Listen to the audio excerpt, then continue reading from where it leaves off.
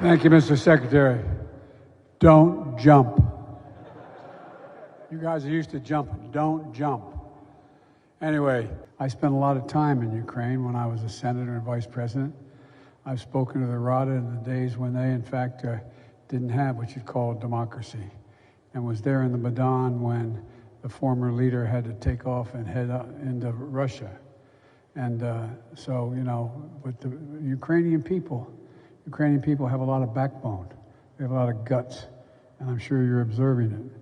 And I don't mean just the military, which is we've been training since back when Russia moved into in the southeast Ukraine, but also the average citizen.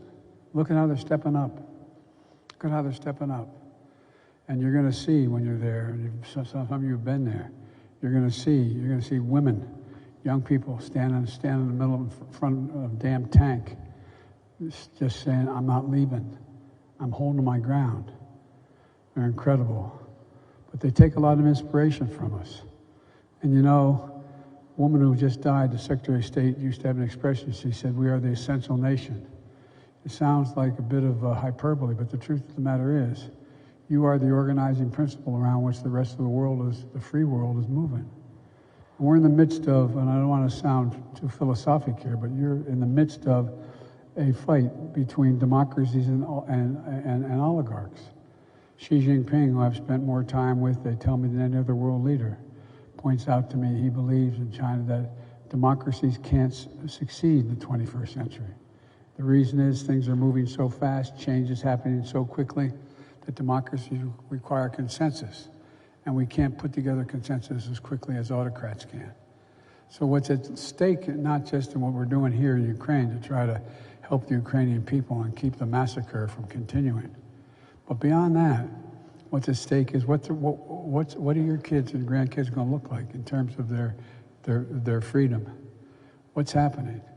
The last 10 years have been fewer democracies that have been formed than we've lost in the world.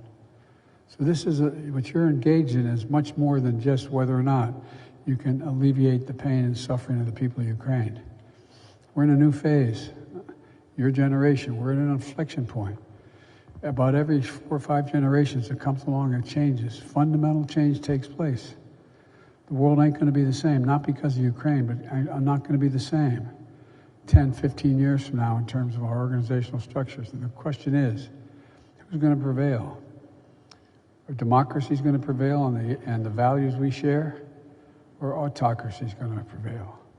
And that's really what's at stake. So what you're doing is consequential, really consequential.